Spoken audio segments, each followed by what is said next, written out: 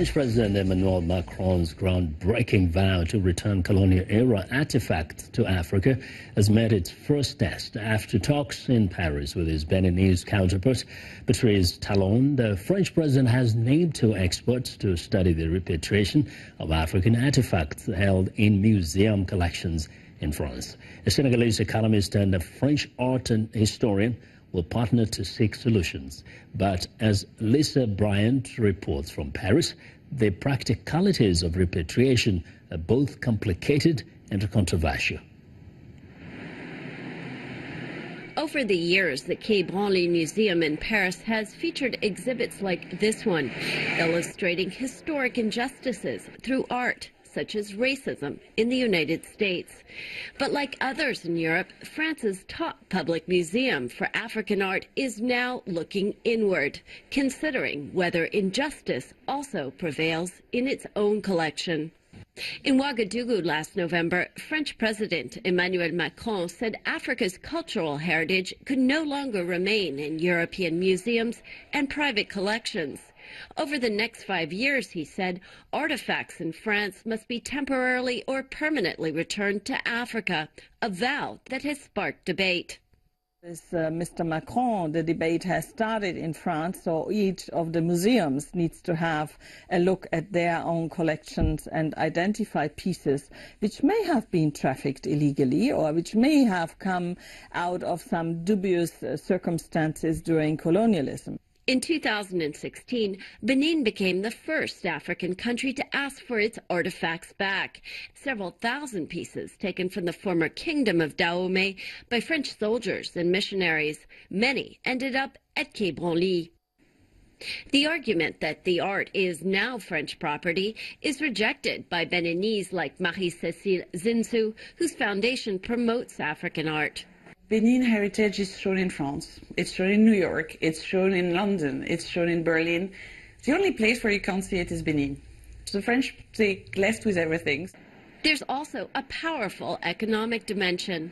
Art attracts tourists like the millions coming to Paris each year. If you want tourists to come to your country, you need to have a cultural legacy. And how can you do that when most of your legacy has been robbed by many people in the Western countries?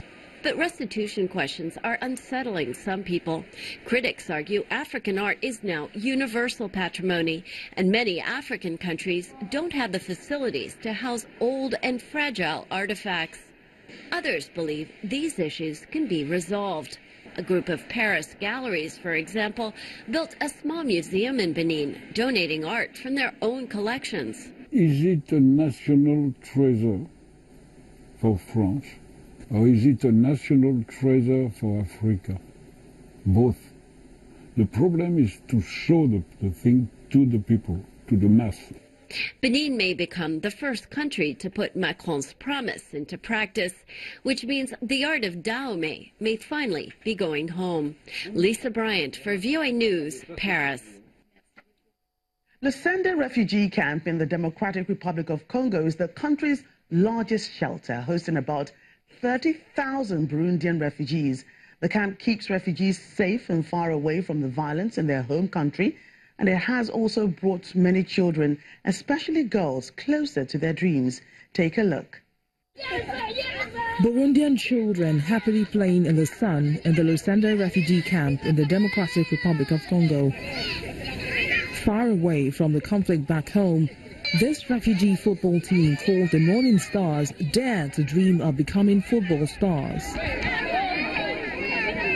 They fled Burundi in 2015 and moved to neighboring DRC, where they discovered their love for the game. It's an amazing feeling when we score a goal and the entire team celebrates together.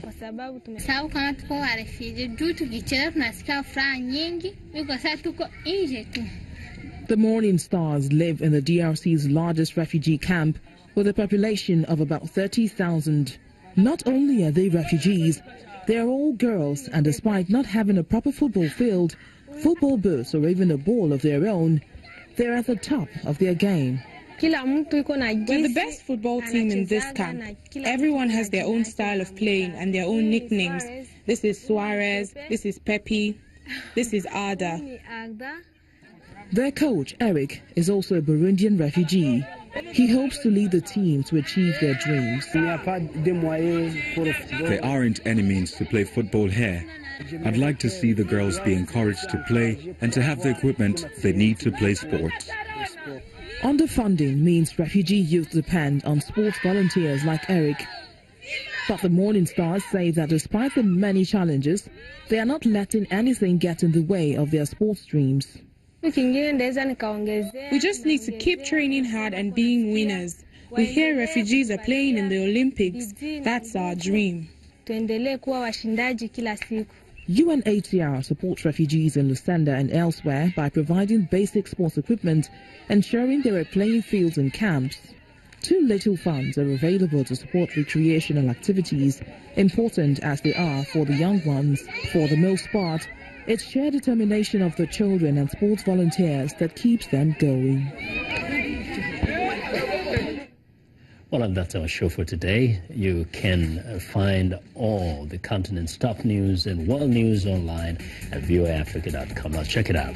I'm Vincent McCoy in Washington. Joker Rogers has our last word from Lagos.